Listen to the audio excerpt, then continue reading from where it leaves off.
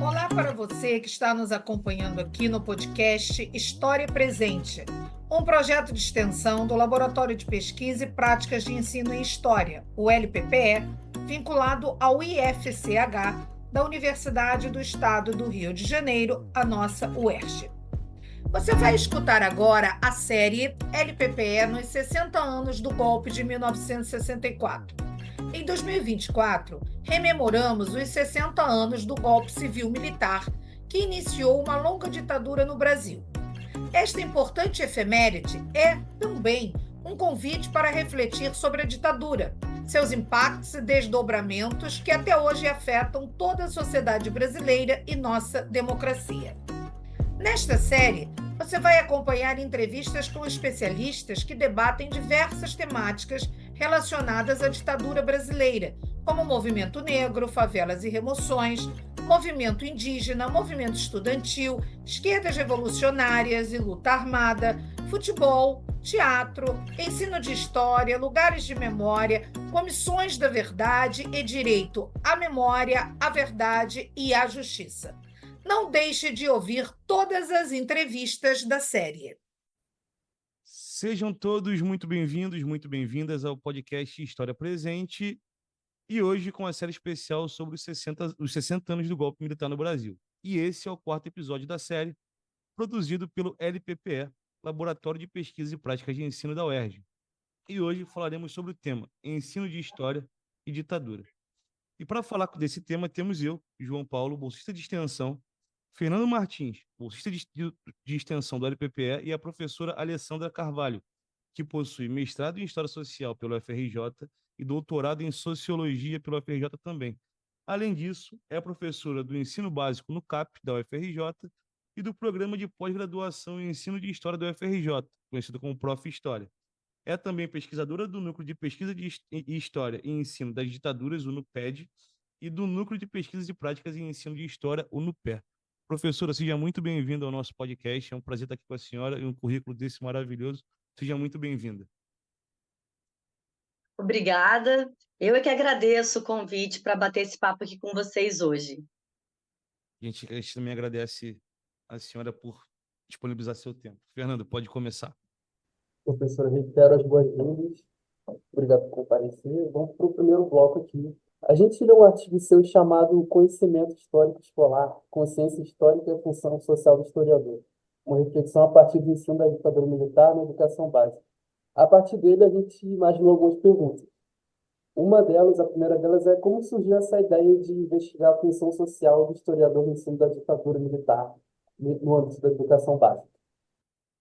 Esse texto é resultado de uma parceria minha com uma orientanda do Prof. História da época, né? A professora Alicia Quinan. A Alicia estava começando o trajeto dela de pesquisa no Prof. História ali no ano de 2014 e 2015.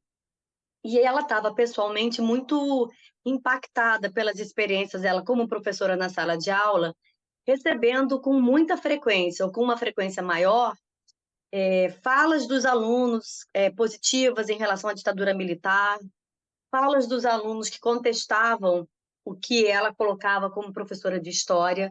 E aí, então, nos nossos encontros de orientação, de conversa sobre a pesquisa dela, a gente foi se aproximando dessa questão, que é pensar qual é a função social do historiador ou do professor de história, né? Então, o que é esse ensino da ditadura militar na educação básica e quais são os compromissos do professor e da professora de história quando ele está ensinando esse conteúdo, quando ele está pensando as suas aulas, né? E essa é uma discussão importante nos últimos anos, de que, para além de qualquer aprendizado de um conteúdo sobre a ditadura militar, tem uma questão de, numa sociedade com uma extrema-direita que se fortalece cada vez mais, o que o historiador, a historiadora e a professora de história devem ter como compromisso, para além de uma aprendizagem do passado, né? Ou como é que a gente pensa, planeja as nossas aulas, pensa essa aprendizagem de um passado, mas a partir de compromissos que a gente tem no presente, a partir de experiências que a gente tem no presente, de pessoas que defendem regimes autoritários, de pessoas que defendem tortura, que defendem torturadores, né? Então, foi uma questão que começou a ser mais forte em quem pesquisa a ditadura militar e em quem pensa o ensino da ditadura militar na educação básica, né?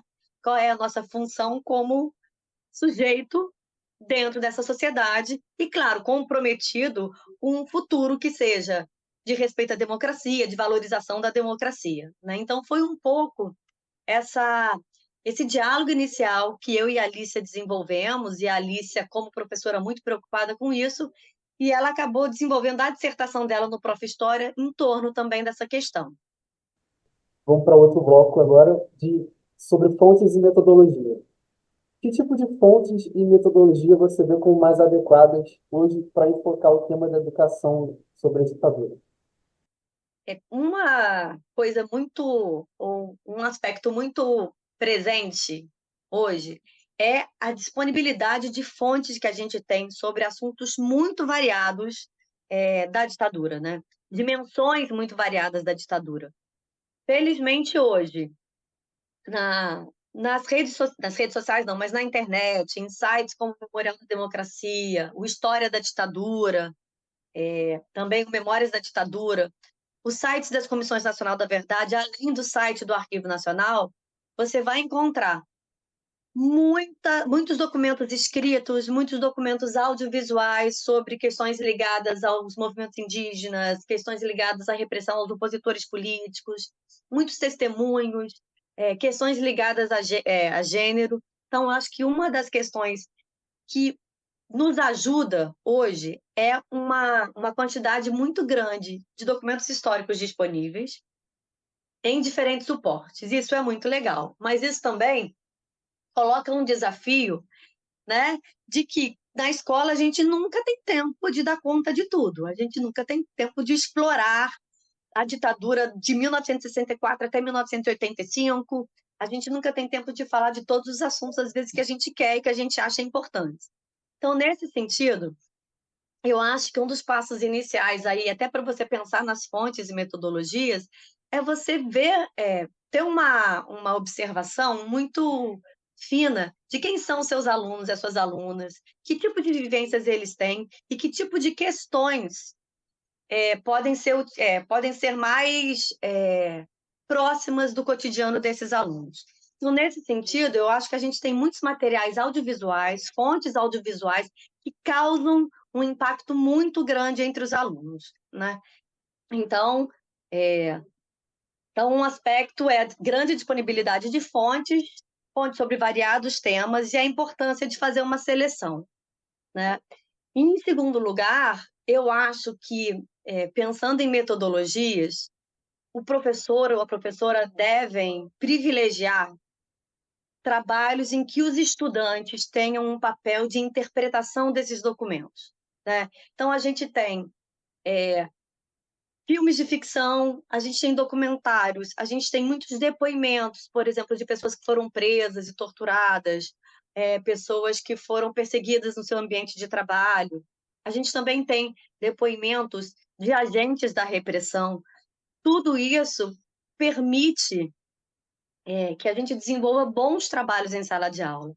Mas eu acho que o fundamental é que o professor pense uma metodologia de contato com essas fontes e também de interpretação dessas fontes, em que o aluno vá descobrindo qual é o significado daquelas fontes, como elas foram produzidas, quem é aquela pessoa que está dando um depoimento, que ela consiga perceber aquelas fontes, não só pelo conteúdo histórico, por exemplo, quando alguém conta a violência que sofreu da ditadura, mas todos os sentimentos que muitas vezes vêm expressos nessas fontes, né? Nessas fontes audiovisuais.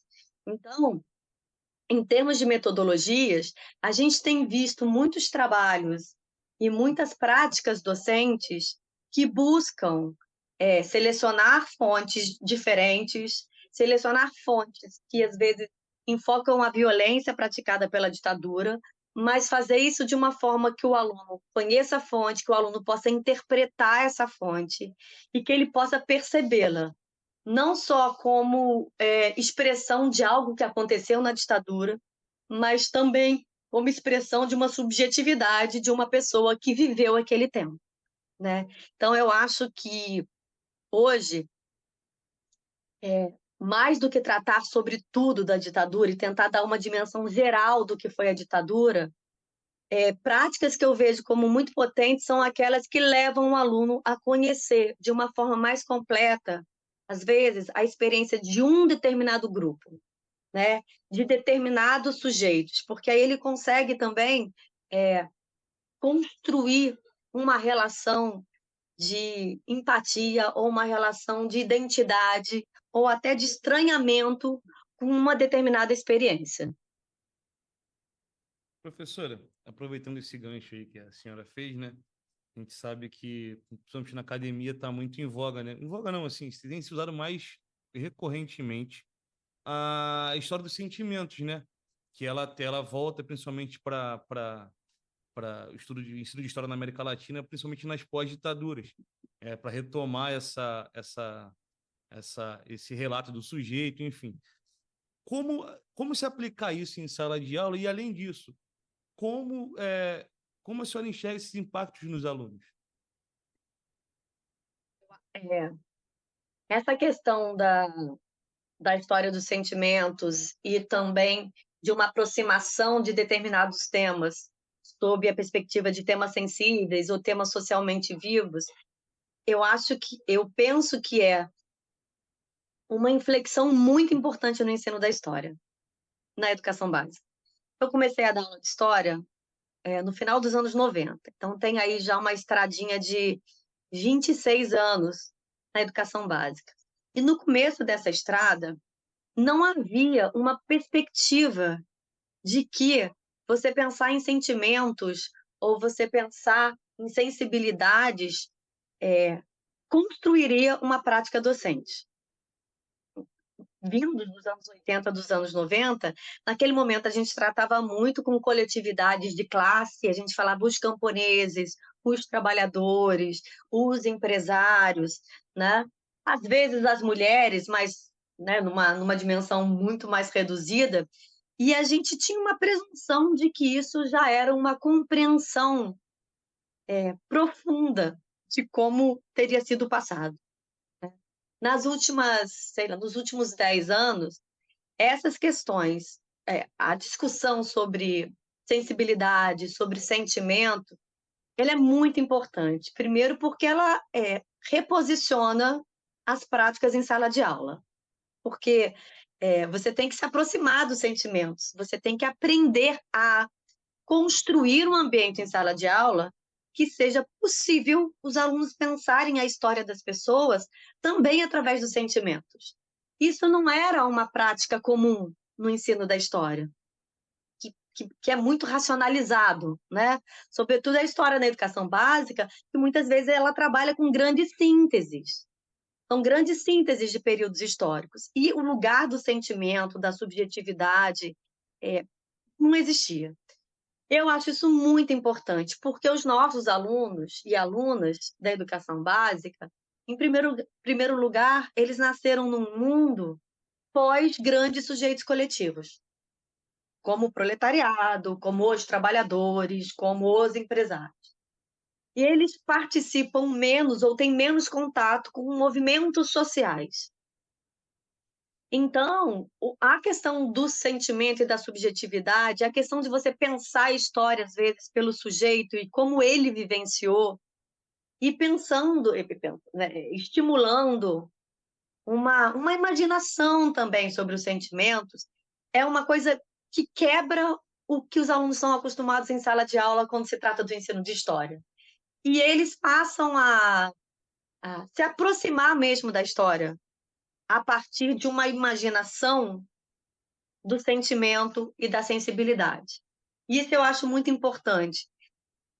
Nos últimos 2 anos, quando penso algumas atividades em sala de aula, eu pergunto para os alunos, mas o que vocês acham que essa pessoa sentiu? E nos primeiros momentos, eles não eram capazes de dizer. E não é porque eles não soubessem, mas é porque era muito pouco questionado para eles, numa sala de aula de história, o que aquela pessoa estava devia estar sentindo, porque muitas vezes você não sabe, né? E aí eles ficavam assim, parados, olhando, mas sentindo como assim, né? Eu lembro de um documento que eu usei da Esperança Garcia, que foi uma mulher escravizada do século XVIII, em que ela escreve uma carta para o governador da capitania e ela falava dos pais, dos filhos, do marido e tudo. E eu perguntei para os alunos o que a Esperança sente. E eles olhavam assim para mim e falavam: não, ela sente a violência da escravidão. Eu falei: tá bom, mas o que ela sente? Não, mas é porque a escravização de pessoas incluía muita violência. Tá bom, gente, mas o que ela sente? Por que ela quer estar junto do filho dela? Por que ela quer estar junto do marido dela? E foi um caminho, até eles, por exemplo, imaginarem que ela podia sentir amor, né? E eu acho que essa perspectiva é uma perspectiva que humaniza o ensino de história. Essa é uma perspectiva que estimula os alunos a pensar a história de uma maneira diferente e que eu acho que é muito potente, porque a geração dos alunos não é uma geração de coletividades, embora eles tenham os seus vários grupos, né? Embora a gente fale muito de coletivos hoje, mas a questão individual, a questão subjetiva é muito mais atraente para eles e, de fato, os conecta com o processo histórico, que é pensar, que é ter uma imaginação também acerca da subjetividade e dos sentimentos. Esse relato que a senhora nos passou agora é interessante porque não só a gente entende que isso é mais palatável, talvez, para o aluno, você incentiva, inclusive, a... não vou falar nem por querer seguir uma carreira, mas se interessar pela disciplina, que já é muito complicado, inclusive nesse mundo cheio de outras coisas para se ocupar a cabeça. Mas pensando também agora também na questão da ditadura, que esses relatos individuais eles também foram usados de, de justiça juridicamente para se culpabilizar os militares, enfim. Isso é interessante de pensar que tem essa dimensão jurídica, né? Essa dimensão dessa justiça não só histórica, social, mas também jurídica, e também ela tem essa dimensão mais palatável para o ensino de história, que eu particularmente acho muito mais interessante. E eu acho, e uma coisa importante também é pensar o mesmo documento sob todas essas perspectivas, né? O documento, um depoimento, um testemunho, por exemplo, que foi dado às comissões da verdade, que são utilizados por muitos professores e professoras hoje, ele é uma porta de entrada para essa memória, para esse direito à verdade, né? Então, você tem um testemunho ali que vai contar o que aconteceu, onde a pessoa foi presa, o que aconteceu com ela. Nesse sentido, ele ganha esse estatuto mesmo da verdade e da reparação, né?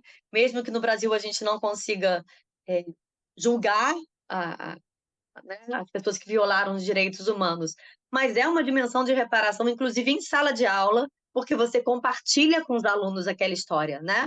Aquela história não é esquecida. Ela não fica num esquecimento, ela não fica num silêncio.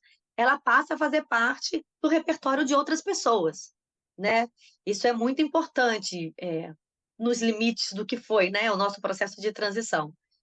Mas, ao mesmo tempo, também estão ali muitas experiências de dor, muitas experiências de desespero, muitas experiências de solidariedade, às vezes, com quem estava na mesma situação, né? Esses depoimentos, esses testemunhos, trazem muitas vezes não só todo o horror, por exemplo, da tortura, do sofrimento, né, do desespero, mas eles trazem muitos relatos de ações de solidariedade dentro das prisões, né, da importância das redes de amizade e de solidariedade, que também estão ali dentro, né?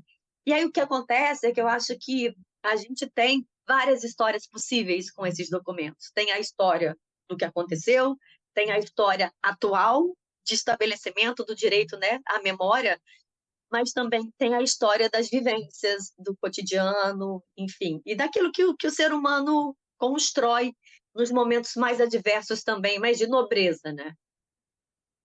Professora, eu ia passar a palavra para o Fernando, mas eu não posso deixar de perguntar uma coisa que me surgiu com essas respostas que a senhora deu. Não está no roteiro, mas enfim. Com essa questão da história dos sentimentos que os professores têm levado às salas de aula, os alunos também vêm com as suas vivências de casa. E a senhora falou que o texto, o artigo que a gente leu com a sua parceira de escrita, né? O que impactou ela foi essa levada para a sala de aula dos próprios alunos. Eles levaram para a sala de aula questões que talvez eles tenham aprendido em casa.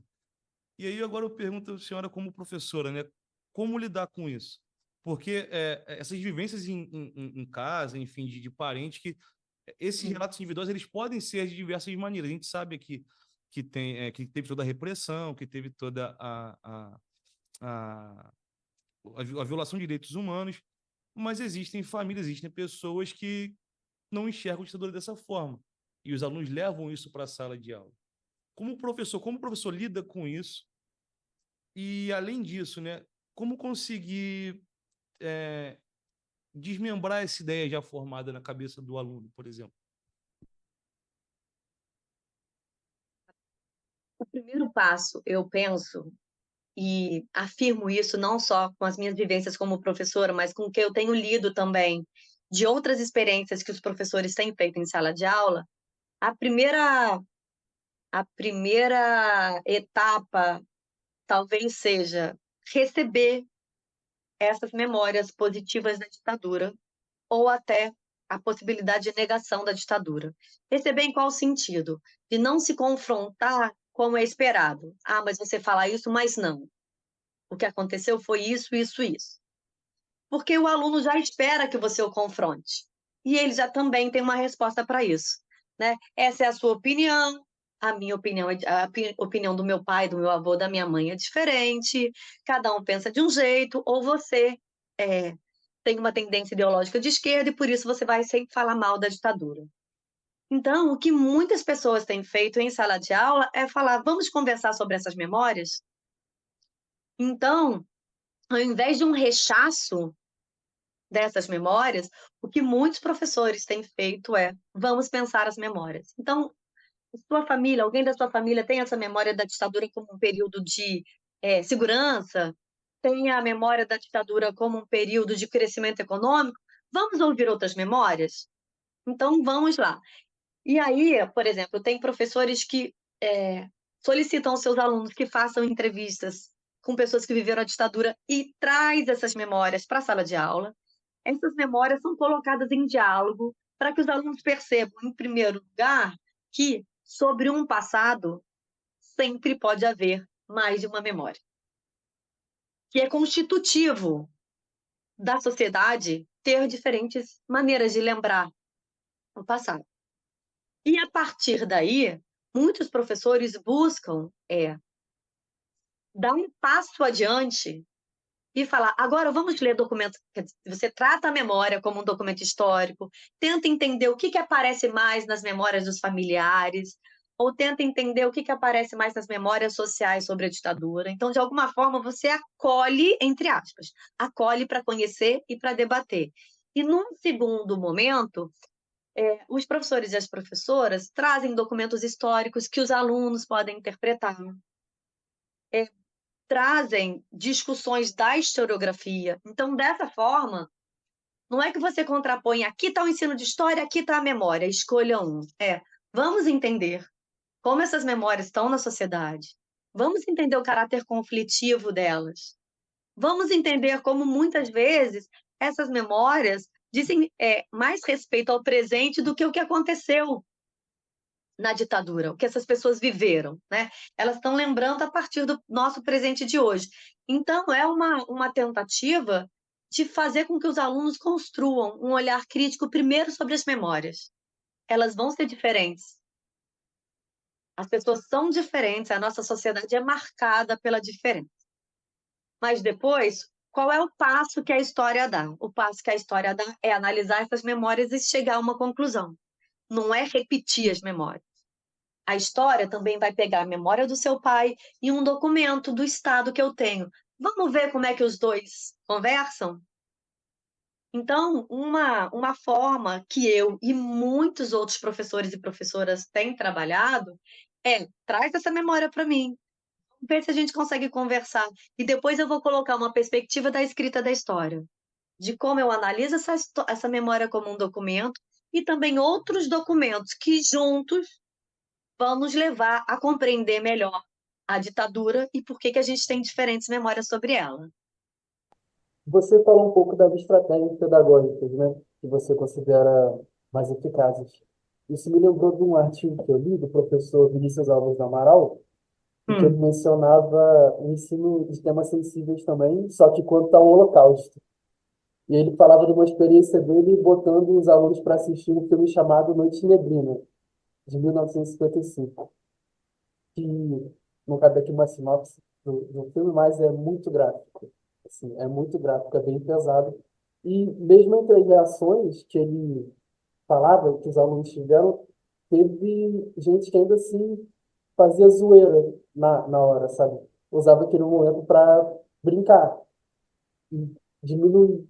Só que isso, de um aluno percebendo outro aluno chorando ou se emocionando, foi algo que já foi problematizado a partir daí. Eu lembrei muito dessa experiência e, a partir disso, eu queria perguntar e pedir se você tem alguma experiência desse tipo para contar, sabe? Sobre sala de aula de algum aluno que tinha alguma prática assim, que já vinha com esse discurso pronto e que se sentiu balançado no momento desse. Eu acho que eu li esse artigo também, né, no História da Ditadura, sobre Noite e Neblina. Eu usei esse filme uma vez, há vários anos atrás, quando eu estava dando um outro conteúdo, por indicação de uma aluna que era descendente de judeus, e alguns dos familiares dela foram mortos na França durante a Segunda Guerra Mundial. E aí eu usei o filme nessa primeira vez. É um filme muito bom, né? Mas é um filme que às vezes os alunos... É um documentário, os alunos veem menos documentários. É um filme também que, claro, o enquadramento, a montagem, né? A trilha sonora, tudo isso já produz em você uma determinada reação, um determinado ambiente, né?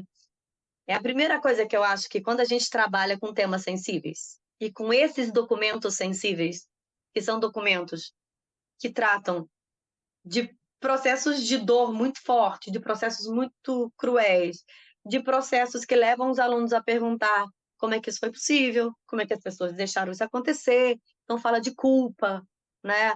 Fala de responsabilização de alguém. Eu acho que esses documentos e esses temas não podem ser somente levados para a sala de aula e hoje vamos assistir um filme assim. A primeira coisa é a gente introduzir esses documentos, indicando aos alunos, mesmo aqueles que de alguma forma vão rir num momento, que a gente está tratando de documentos muito duros e que o que está ali, naquele filme, naquele documentário, num filme de ficção, naquele depoimento, naquele texto, o que está ali é um registro da vida das pessoas de que elas sofreram, né? Em segundo lugar, de fato, sobretudo os alunos do sexo masculino têm uma relação com documentos que relatam tortura, documentos que relatam violências muito duras, que é mais... você pode chamar de desrespeitoso ou você pode chamar de iconoclasta, né? Na minha experiência, o que é muito interessante é que, na maior parte das vezes, são os próprios alunos que sensibilizam seus colegas, né? Porque eu estou lembrando agora de uma experiência que teve no meu colégio, não comigo, mas com o professor do terceiro ano, que ele exibiu para os alunos o depoimento da professora Dulce Pandolfi, que ela deu para a Comissão Nacional da Verdade, para a Comissão Estadual da Verdade. E é o depoimento de uma mulher, vai contando das torturas que ela sofreu, do que ela passou, e ela se emociona muito também. E aconteceu um processo durante a exibição desse depoimento, em que alguns alunos começaram mais descontraídos, embora o professor tivesse avisado que era, mais numa postura de vamos ver qual é, eu não vou prestar muita atenção nisso. E à medida que os próprios colegas deles foram se emocionando, foram realmente chorando, eles próprios foram percebendo a gravidade do que eles estavam ouvindo ou que era necessário ter uma postura de respeito dentro da sala de aula e durante aquela atividade, né? E esses documentos, de fato, têm uma potência muito grande, esses chamados documentos sensíveis. Eu estou dando aula agora para turmas do primeiro ano do ensino médio, e muitos deles conhecem pouco ou nada da ditadura. E hoje, por exemplo, eu estava contando a história do Rubens Paiva em sala de aula. E aí eles começaram a perguntar: Rubens Paiva é daquela estação? Engenheiro Rubens Paiva? Quem é o Rubens Paiva? E isso acabou até atraindo a atenção deles, porque aqui no Rio me parece ter uma estação de BRT que seria Engenheiro Rubens Paiva. E aí eles se ligaram na história que eu estava contando por causa da estação que muitos conhecem. E aí eu fui contando um pouco da prisão dele, da prisão da mulher, da prisão da filha mais velha, etc. E eu fui contando um pouco e eles falavam: mas isso aconteceu mesmo? Falei: gente, isso aconteceu. A gente tem todos esses documentos reunidos em determinado lugar. Então, esses documentos, de fato, atraem a atenção dos alunos, porque eles não sabem das violações de direitos humanos que foram cometidas na ditadura. Eles sabem, assim, houve tortura. Ah, pessoas foram assassinadas. Mas o João Paulo falou que é uma estação de metrô. Eles não falam, eles não sabem do que aconteceu com uma pessoa, de como... Assim, eles não sabem, hoje, eles não sabiam o que era um pau de arara, tortura no pau de arara. Então, eles me perguntaram o que era. E aí eu tive que explicar isso em sala de aula. E eles ficam bastante mobilizados. Então, esses documentos são muito potentes, eles realmente tocam os alunos. Mas eu acho que eles têm que ser trabalhados com cuidado e também com sensibilidade pelo professor. E assim eu acho que eles vão, inclusive, vencendo a resistência de alunos que chegam muito reticentes a escutar o que você tem a dizer sobre a ditadura, porque já ouviram em casa o que foi a ditadura. Perfeito, professor. Ainda no ponto pedagógico, você imagina que há papéis a serem cumpridos pela professora, pelo professor de história, para além da sala de aula? Só que eu vi essa pergunta ontem, a gente fiquei pensando. Eu acho que quando a gente ensina a ditadura militar, sobretudo hoje, 1 ano e meio depois da gente ter uma tentativa de golpe de Estado, quando a gente ensina 2 dias depois de uma tentativa de golpe de Estado na Bolívia, a gente tem, de fato, uma expectativa de que a nossa atuação tem uma dimensão, que é uma dimensão de atuação na sociedade, né? Hoje eu estava dando uma aula sobre a ditadura militar e alguns alunos vieram me perguntar: professora, você viu o que aconteceu na Bolívia? Como é que foi o que aconteceu na Bolívia? Então, a gente sabe que a sala de aula é um espaço em conexão constante, permanente, com a sociedade, com o que está fora dela, com o que os alunos aprendem em todos os lugares, né? E, nesse sentido, eu acho que o nosso papel é não pensar só na prática da sala de aula, mas perceber todas essas conexões e tudo que vem para a sala de aula. Da mesma forma, eu estava explicando o que eram os grupos de guerrilha. Falei, um dos principais líderes era o Carlos Marighella. Aí alguém dá um berro: Marighella! Porque viu o filme na Globo. O filme do Wagner Moura que passou na Globo. Mas a pessoa não tinha uma noção exata de quem era o Marighella. Então, eu penso que o ensino de história e as nossas aulas, elas têm essa conexão, que é uma conexão muito ampla, né? É uma conexão com a família, é uma conexão com o que eles assistem na TV, é uma conexão com a estação de metrô, que chama Engenheiro Rubens Paiva, e a próxima vez que aquele aluno descer naquela estação, alguma coisa ele vai lembrar do Rubens Paiva, né? E tem muitos professores também que desempenham uma atuação dentro das escolas, fazendo ações diferentes, que participam de grupos, participam de coletivos que têm um compromisso muito grande também com uma educação mais popular e uma educação democrática, né? Isso eu acho muito importante. A gente cada vez mais se aproximar de uma reflexão importante sobre o que seria uma educação democrática e o compromisso com ela. Obrigado pela resposta. O próximo bloco chama Desafios e Resistências. Durante sua pesquisa, você identificou desafios específicos enfrentados pelos professores a ensinar sobre esse período histórico? Como eles lidaram com resistências ou narrativas divergentes dos alunos? Eu acho a minha experiência de 10 anos no Prof. História é muito interessante.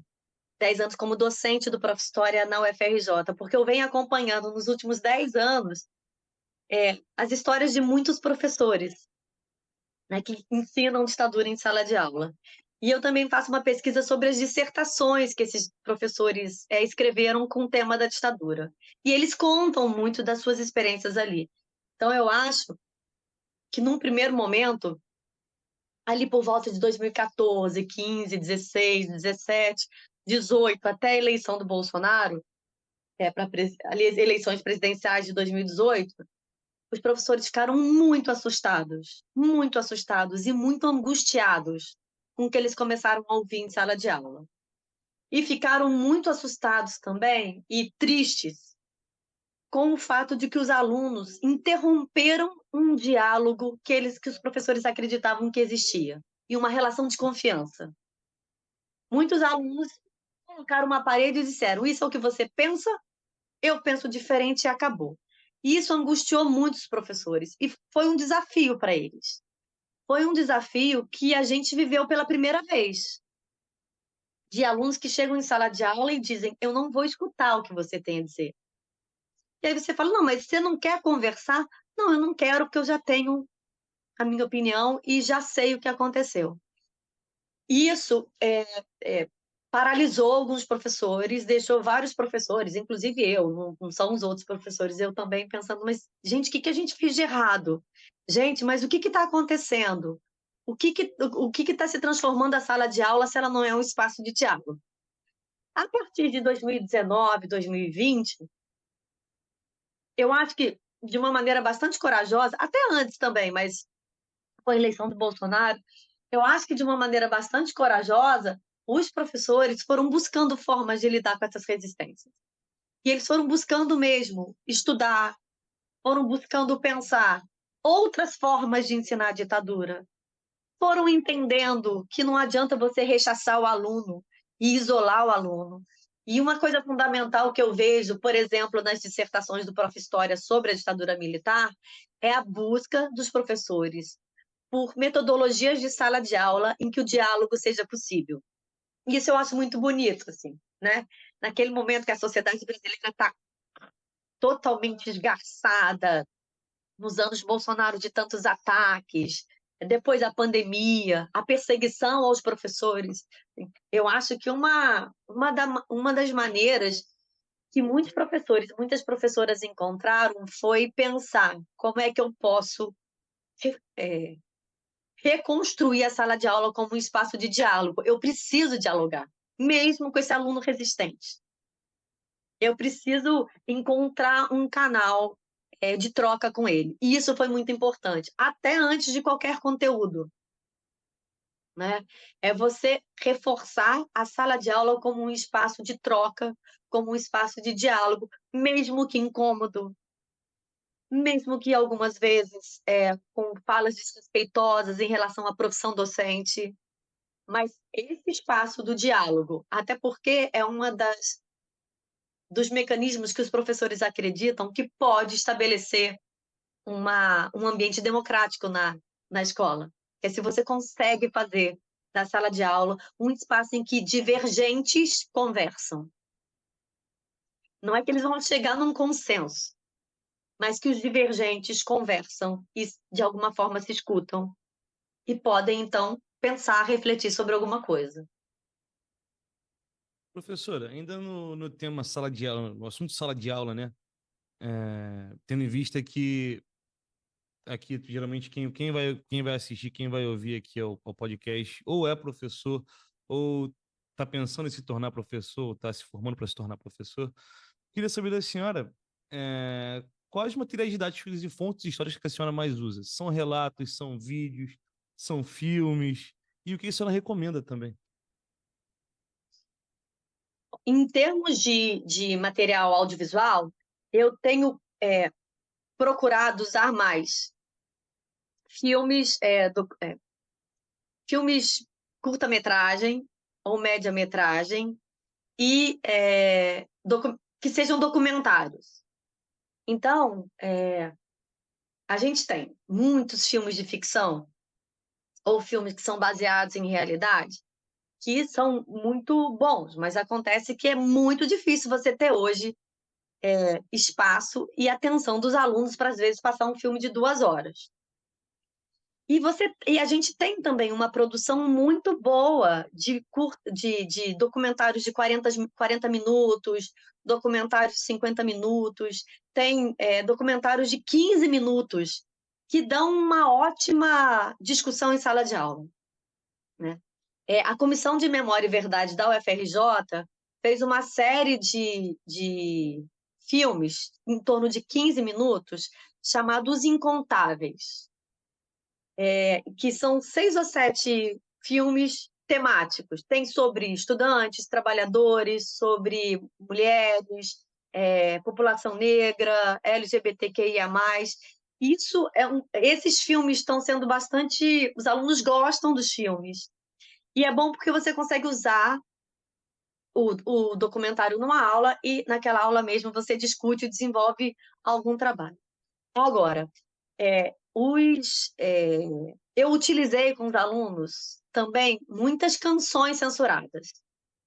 E aí é interessante a gente selecionar canções, e hoje a gente já tem esses documentos todos disponibilizados no site do Arquivo Nacional, ou mesmo na internet. Se você busca músicas censuradas, você vai encontrar os documentos oficiais da divisão de censura pública, né? E eu usei com os alunos esses materiais de censuras das mais diversas.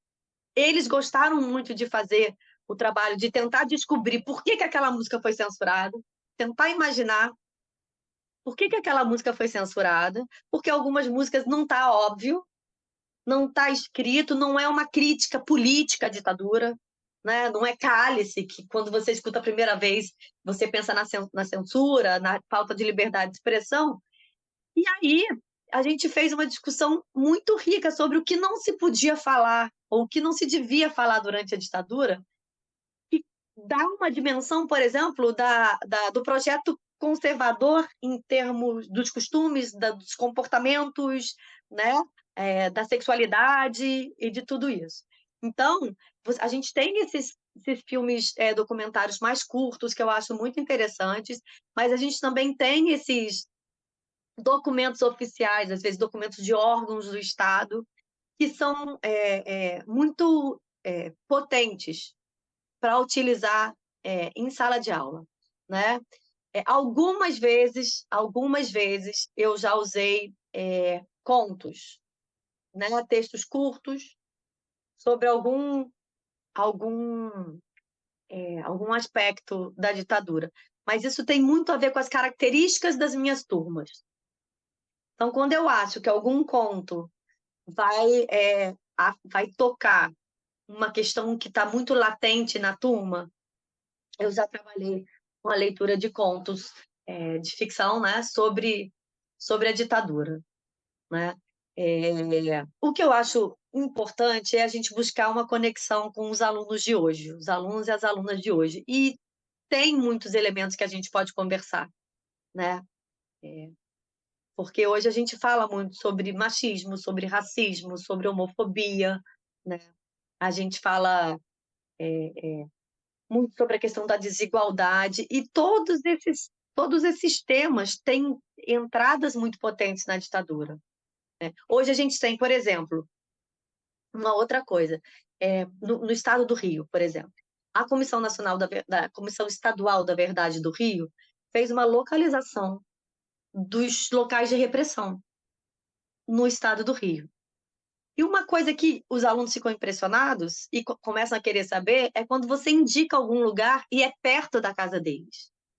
Então, a gente também pode procurar essa questão dos marcos urbanos, essa questão dos edifícios urbanos. Tem algum lugar perto da escola que se liga à repressão ou se liga à resistência? Que local é esse? Então, tem muitos trabalhos também que são desenvolvidos a partir de uma aula de campo na cidade, né? A partir da exploração de um edifício. Há professores também que já fizeram trabalho com os trabalhadores da escola onde atuam. Então, eu acho que esses documentos, e às vezes alguns documentos que os próprios alunos produzem, como entrevistas, ou então uma pesquisa sobre algum local próximo, também são caminhos que os alunos se envolvem muito. É isso, tipo a estação de metrô Rubens Paiva, quando eu falei do quartel da Polícia do Exército na Tijuca, quem passa por ali já começou a falar, como assim? É aquele prédio? É aquele local? Então, a gente tem essas possibilidades e esses locais estão mapeados, né? Eles já estão disponíveis para a gente no relatório da Comissão Estadual da Verdade do Rio. Então, tem locais na Baixada, tem locais espalhados pelo estado, né? E pode estar próximos à escola. Conecta muito com o que você estava falando antes também, né? Sobre essa educação por temas sensíveis, que entra pelo sentimento também, né? Entra pela identificação pessoal do lugar que a pessoa mora. E por você ver diferente um prédio que está ali do seu lado, né? Você pode passar por ali várias vezes e falar, como assim? Né? Aqui foi um centro de tortura, aqui, que pessoas que estiveram aqui, né? Tem essa quebra um pouco da expectativa, né? De locais que você sempre passou e não se perguntou sobre eles. Tem um estranhamento, assim, do que é cotidiano, né? Então, agora encaminhando para o penúltimo bloco, que se chama formação docente. Considerando o contexto do Prof. História, como a formação de professores pode ser aprimorada para melhor prepará-los para abordar questões complexas como essa, sobre temas sensíveis, em sala de aula? A gente tem uma tarefa grande no Prof. História, mas também em todas as licenciaturas, né? Todas as formações iniciais de professores de História, que é, de fato, fazer uma formação que proporcione a cada um e a cada uma que vai ser professor e professora esse elemento do questionamento permanente. O que eu tenho que ensinar? O que eu devo ensinar sobre o tema da ditadura? Né?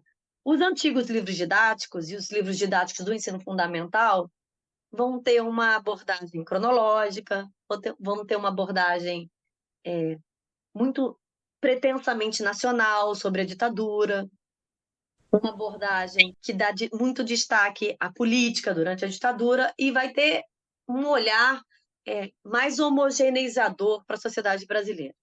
Então, uma das coisas da formação de professores é a gente investir muito na reflexão sobre como cada um e cada uma de nós é autor e autora da sua aula. E, nesse sentido, reforçar a nossa reflexão sobre as informações que a gente seleciona para construir uma aula, fortalecer na gente a capacidade de pensar sobre o que eu quero com cada aula, qual é o meu objetivo. Então, eu acho que a formação, por exemplo, de um professor e de uma professora, para lidar com temas como o da ditadura, como também o tema do Holocausto, como a gente pode colocar também o tema da escravização de negros e indígenas no Brasil, é o que esse tema me diz hoje e o que eu quero que ele diga para os meus alunos. E, a partir daí, a gente pensar o nosso planejamento, a nossa prática docente, de uma forma muito interessada. Eu sei o que eu quero com isso. Eu sei, por exemplo, que eu quero que os meus alunos compreendam como funciona uma ditadura, que os meus alunos compreendam qual é a diferença entre viver numa ditadura e viver numa democracia, ainda que uma democracia com 1000 problemas, mas eles têm que compreender isso, inclusive a partir de exemplos do seu dia a dia, exemplos da sua experiência, né. Então, quando eu sei quais são os meus objetivos, quando eu quero, por exemplo, que eles tenham, informações sobre as violações dos direitos humanos que foram cometidas ou como isso foi possível, eu tenho também que pensar, o que é mais importante eu levar para a sala de aula e o que eu vou esquecer. No ensino da ditadura, no ensino do Holocausto, a gente nunca vai conseguir dar conta de tudo, eu já coloquei isso, né. Então, desse tudo da ditadura, dos 1000 caminhos da ditadura, qual é o caminho que você, como professor e professora, acredita que é o mais importante para os seus alunos, no momento presente? E a formação de professores, tanto a formação inicial quanto a formação continuada, tem que trabalhar no sentido de fortalecer essa capacidade de reflexão e análise do professor. Não existe nenhuma aula pronta, embora a gente faça aula todo ano. Mas aquela aula, é óbvio que você pode dá-la novamente durante 10 anos, mas a gente tem que ter uma formação para estar sempre revisando, reconstruindo a nossa prática a partir daquela pessoa que está na nossa frente, do que aconteceu no dia anterior, que traz, subsídios para a aula, e do que eu pretendo construir junto com aqueles alunos específicos.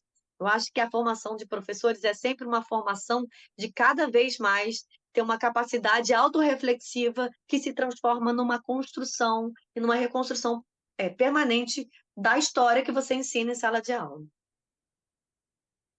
Perfeito, professora. Se encaminhando agora de fato para o bloco final, e aproveitando também mais um gancho que a senhora deixou em relação a esse baque, né, que foi essa chegada dessas experiências desses alunos em sala de aula, desse susto, principalmente pós-período Bolsonaro, e também agora também como formadora também de outros professores, como a senhora enxerga as perspectivas de futuro para o ensino de história e ditadura? Eu vou começar pela parte boa, para depois dar uma quedinha aí na perspectiva, no otimismo. Nos últimos 2 anos eu tenho, dedicado várias aulas no primeiro ano do ensino médio para trabalhar com conteúdo da ditadura. E nos 2 anos eu tenho, tido experiências muito legais. Eu tenho tido, claro que não é 100%, tá? Claro que tem aquele um aluno e 2 alunos que já olham um para o outro do lado. Ela até fala: "A professora veio de vermelho da aula da ditadura", mas veio com roupa vermelha. Mas eu tenho tido alunos interessados, que perguntam, que me escutam, que trocam, que querem saber. E depois, eu tenho também, recebido dos alunos trabalhos de pesquisa que eles fazem individualmente bastante interessantes. En Então, aquele ambiente de 2018, 2019, depois veio a pandemia, né, mas 2022, quando a gente voltou direto para a sala de aula, aquele ambiente muito polarizado, que foi até a eleição de 22, né, aquele ambiente muito polarizado, se diluiu um pouco. Essa é a parte legal, de você ter, de novo, uma possibilidade de diálogo em sala de aula. Mas eu estou bastante preocupada com o futuro do ensino da ditadura civil-militar. Primeiro porque os nossos currículos do ensino fundamental, por um lado, continuam, quer dizer, primeiro porque os currículos do ensino fundamental continuam bastante inchados. E aí, a ditadura continua sendo o último conteúdo do último bimestre ou trimestre do 9º ano do ensino fundamental. E aí, a ditadura é discutida em 3 aulas, a ditadura é discutida em 2 aulas, ou a ditadura não é discutida. Então, o nosso currículo, por exemplo, da BNCC, do ensino fundamental, é um currículo, que não colabora para que a gente tenha essa discussão em sala de aula. E a minha preocupação também, agora falando sobretudo, acerca do estado do Rio de Janeiro, que é o que eu conheço mais, A implantação do novo ensino médio a partir de 2022 desestruturou os currículos de história. Eu tenho buscado conversar com muitos professores que estão no estado e que estão dando história no primeiro e no segundo ano do ensino médio só, porque no terceiro ano não tem aula de história. Os professores estão atuando em outras disciplinas. E quando eu pergunto para eles, mas o que está acontecendo com o currículo? Onde entra a ditadura militar? Eles não sabem dizer, ou eles ensinam alguns conteúdos por conta própria em disciplinas eletivas. Então, se eu tiver fôlego, a partir do ano que vem, eu quero saber o que está acontecendo com esse conteúdo. O que está acontecendo de fato com esse conteúdo da ditadura civil-militar no ensino médio estadual do Rio de Janeiro, porque as tradições curriculares foram desestruturadas no novo ensino médio. E eu tenho tido informações muito diferentes dependendo da escola onde as pessoas atuam. E isso me deixa bastante preocupada, porque se no ensino fundamental já é difícil, pelo currículo muito extenso, você tratar a ditadura civil-militar, você não vai tratar também no ensino médio, ou você está tratando como? E a segunda questão é que eu dei uma olhada, por alto, mas eu dei uma olhada em alguns livros, algumas coleções didáticas para o ensino médio. E ali também você quase não tem uma discussão pertinente sobre a ditadura. Você tem itens ou seções de capítulos muito superficiais que dão algumas informações factuais, mas você não tem uma reflexão científica com base em fontes sobre a ditadura. Então, eu acho que nos próximos anos pode ser que esse ensino, por um lado, fique mais fragilizado.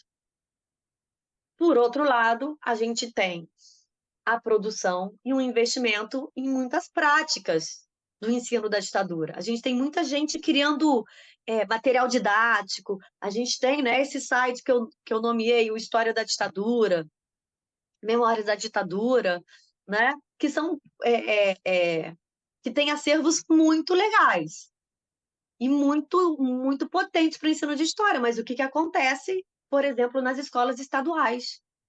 Se você não tem, você tem uma redução drástica da carga horária de história e as próprias coleções didáticas aprovadas pelo MEC trazem uma abordagem factual, superficial e não historiográfica da ditadura militar, né? Então, eu acho que a gente tem uns desafios pela frente que a gente tem que acompanhar, inclusive com pesquisa. Eu acho que é uma tarefa para quem quiser aí, para quem tiver interesse no ensino da história da ditadura, fazer pesquisa. A gente precisa de empiria, a gente precisa de material empírico sobre o que está acontecendo, por exemplo, no ensino médio, no sistema estadual do Rio de Janeiro, em relação à disciplina História e em relação ao ensino desse conteúdo específico. Então, professora, como a gente pode continuar a aprofundar essa discussão e manter a relevância desse tema na educação básica, dados todos esses desafios, assim?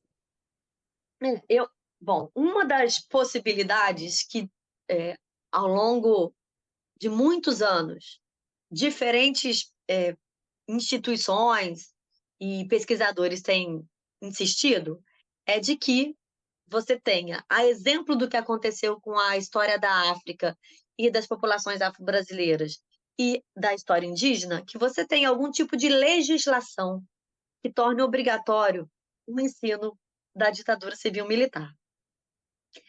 Essas legislações, muitas vezes a gente sabe, elas podem ser aprovadas, mas o caminho de implantação é muito difícil, né? Então,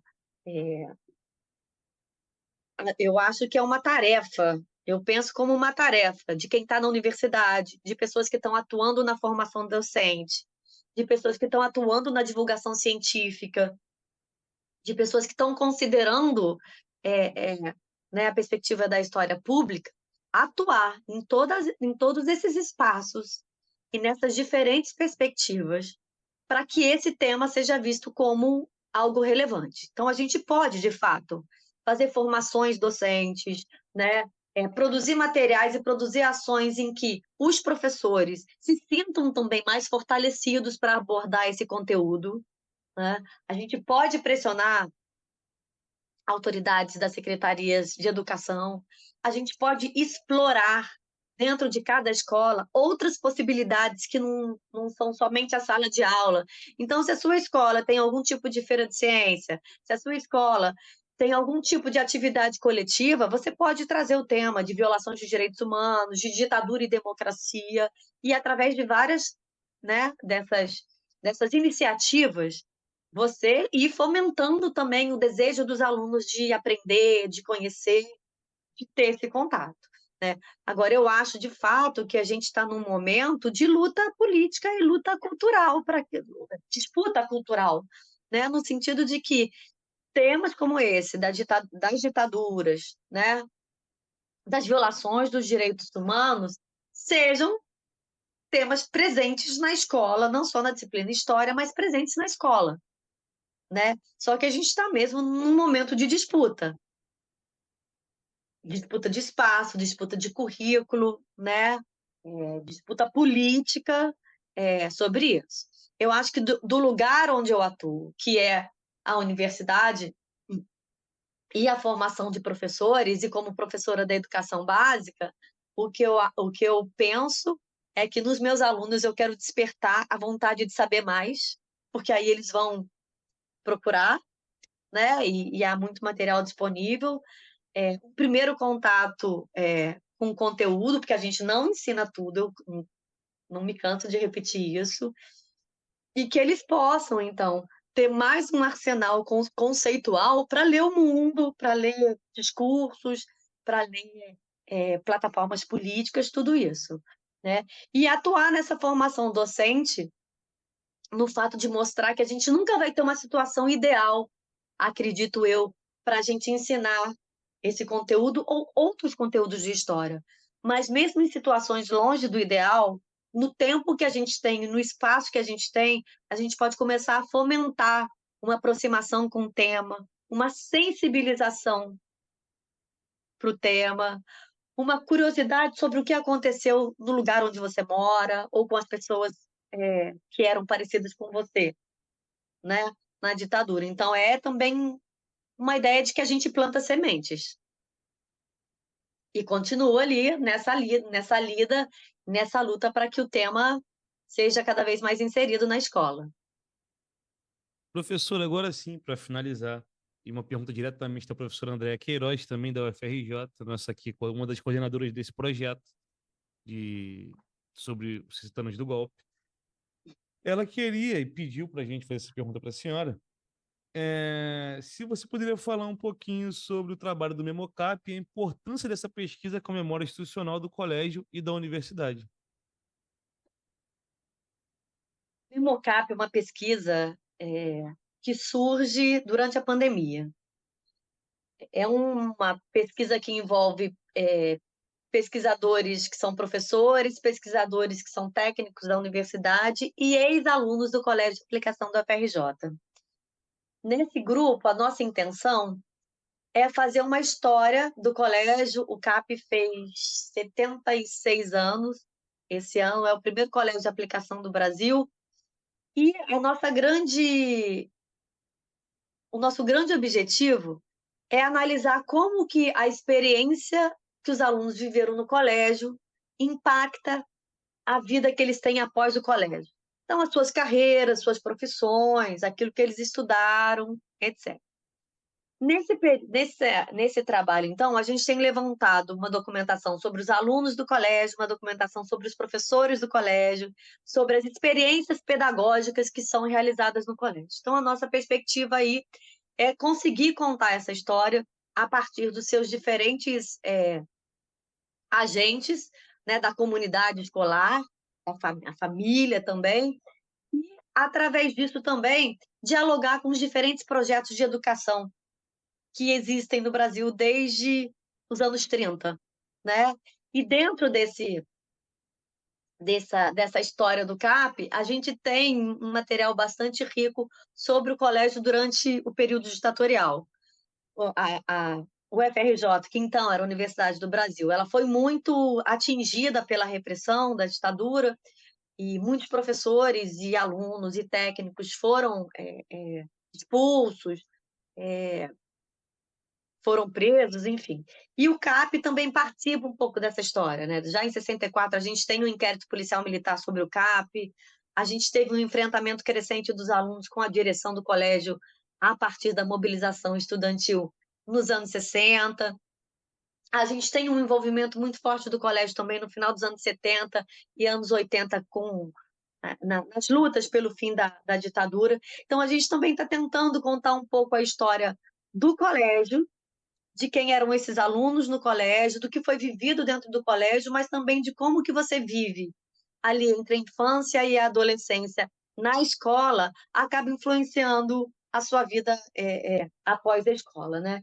E eu acho bastante interessante, importante, bom, interessante eu acho pessoalmente, né? Mas eu acho bastante importante porque esses colégios federais, e no caso da UERJ, o CAP, o Colégio de Aplicação Estadual, esses colégios têm projetos pedagógicos bastante específicos, né? E tem um diálogo muito, muito constante com os cursos de graduação, com a universidade, e esse pé na formação de professores. Então, estudar um pouco a história dos colégios de aplicação é também conhecer as diferentes respostas que foram dadas aos dilemas educacionais do Brasil, desde que esses colégios são criados, né? Muitas vezes eles são criados com uma ideia, por exemplo, o Colégio de Aplicação da UFRJ, de formar uma elite que atuaria na transformação do Brasil. Então, são colégios que tinham, num primeiro momento, provas de seleção muito difíceis, que eliminavam muitas pessoas. Então, você pensava que entrava ali quem já tinha determinado nível acadêmico ou intelectual, e aquilo você ia fortalecer para dali saírem médicos, engenheiros, advogados, antropólogos, economistas e tudo mais. E, ao longo do tempo, esses colégios vão mudando suas formas de ingresso e vão discutindo qual é o seu papel social no Brasil, que já não é mais formar uma elite, mas é serem ambientes democráticos, né? Então, eu acho que a história um pouco dessas instituições ajuda a gente a entender que projetos educacionais estiveram em disputa no Brasil e como que as escolas foram sendo construídas como respostas a esses projetos educacionais, aos projetos de governo também, aos projetos das universidades, né, em cada momento histórico. Então, a gente hoje tem 4 anos do Memocap e já conseguimos muitos dados, a gente conseguiu dados a cerca de 5.000 alunos do colégio. Então, a gente consegue fazer esse mapeamento de quem eram os alunos, os bairros que eles moravam, profissão do pai e da mãe, ocupação do pai e da mãe, para identificar as classes sociais que estavam dentro do colégio, como que elas foram se alterando ao longo do tempo, e o que isso diz para a gente também sobre a função social desses colégios de aplicação ao longo do tempo, né? Professora, eu disse que seria a última pergunta, porém esse tema me atinge particularmente porque a minha bolsa de extensão aqui no LPP, ela é ligada à memória institucional e historiográfica do Departamento de História da UERJ, e porque também acabou que eu tomei gosto pelo tema e está virando também o meu tema de pesquisa, né? Enfim, quando eu fui selecionado para a Bolsa, eu comecei a ter contato com o tema, eu comecei a perceber que, principalmente durante a pandemia, e de novo, repito, no governo Bolsonaro, começando na era Temer, mas, enfim, principalmente no governo Bolsonaro, os ataques às instituições públicas que eram recorrentes, principalmente as universidades, é aquelas que trabalham com ciência. A gente não pode esquecer do negacionismo da vacina, né? E Uhum. eu comecei a reparar que pipocou, de fato, muitos projetos de memória em todo o Brasil, todas as universidades. A senhora acha que tem alguma correlação esses ataques, de tentar restabelecer, de criar, de fato, essa memória institucional, para você afirmar na sociedade, que aquela instituição de fato importa? Acho que tem essa correlação. Porque assim, eu achei muito, é, é, sei lá, não foi só coincidência, enfim. Uhum. Olha, eu, eu não sei se tem uma relação direta com esses ataques que a gente sofreu e ainda vem sofrendo. Mas eu sei e percebo, por exemplo, que na UFRJ, quando foi criada a Comissão da Memória e Verdade da UFRJ, que começou também a se debruçar sobre a história da UFRJ e procurar os documentos, junto com a Comissão Nacional da Verdade, a Comissão Estadual, todas essas comissões que, enfim, expressam políticas de memória ali, né, de você ter acesso a documentos, buscar documentos, conseguir de alguma forma identificar as informações, o que está nesses documentos. Essa ação despertou em vários institutos da UFRJ esse questionamento sobre si próprio. Esse é um primeiro elemento, né? Então, onde estão os documentos? Onde está a história da Escola de Educação Física da UFRJ, do Colégio de Aplicação da UFRJ, da Escola de Química? E as atas do Conselho Universitário? O que estão nessas atas do Conselho Universitário?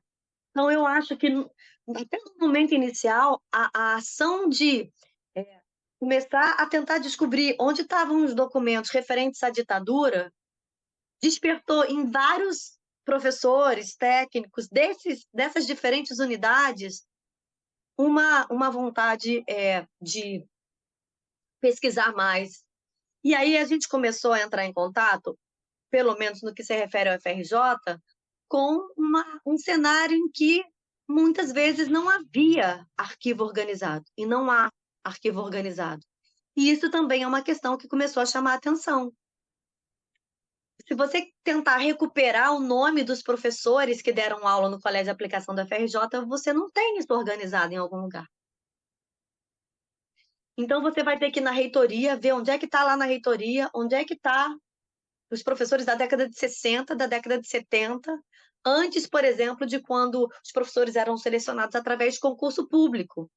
Porque o concurso público você pode até achar um edital que foi publicado, né? Então, essa intenção de pesquisar durante a ditadura também eu acho que estimulou essa pergunta da história institucional, da memória de muitos institutos, né? E unidades. E uma situação em que você se defronta com a inexistência de arquivos.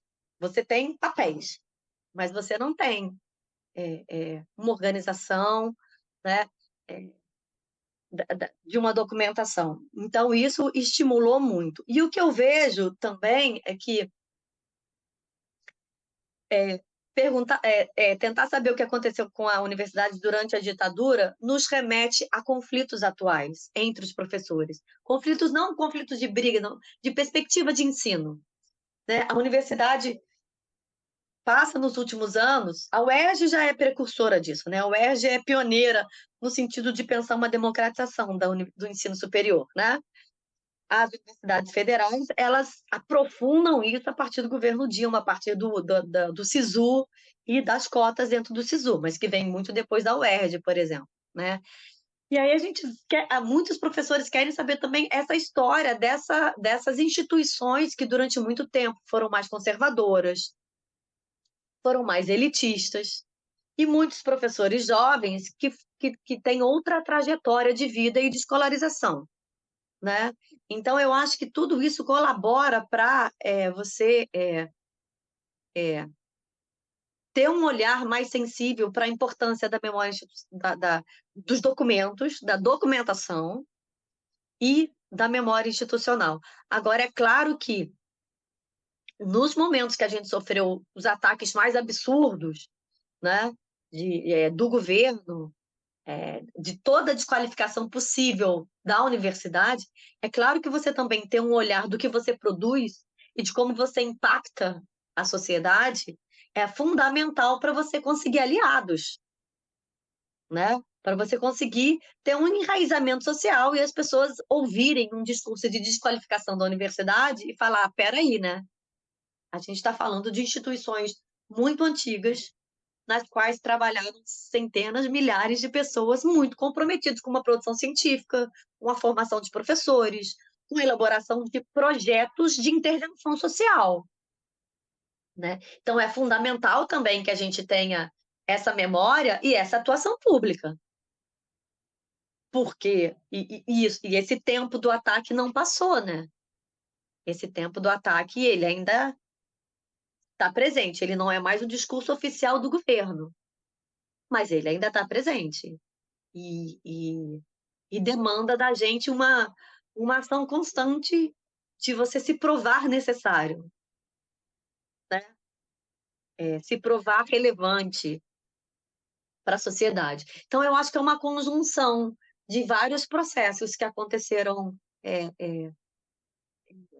de forma concomitante, né? E que eu acho ótimo que cada vez mais a gente tem esse olhar, essa preocupação para os acervos das universidades, para os documentos da universidade, que possam servir de base para a gente escrever uma história e uma memória dessas instituições.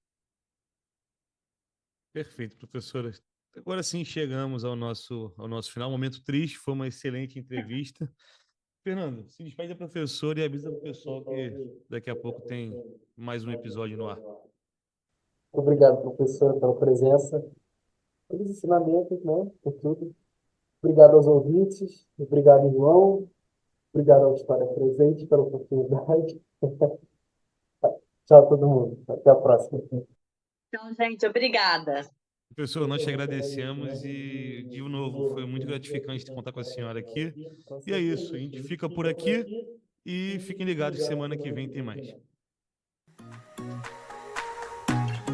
A série especial LPPE nos 60 anos do golpe de 1964 é uma produção do podcast História Presente, do Laboratório de Pesquisa e Prática de Ensino em História. A coordenação dessa série é da professora Isabel Pimentel e Andréia Queiroz. Agradecemos à professora Alessandra Carvalho pela entrevista. Aos bolsistas João Paulo Claine e Fernando Martins pela condução e pela elaboração do roteiro. A vinheta é de Leonardo Pereira. Fiquem atentos e atentas e atentes aos próximos episódios.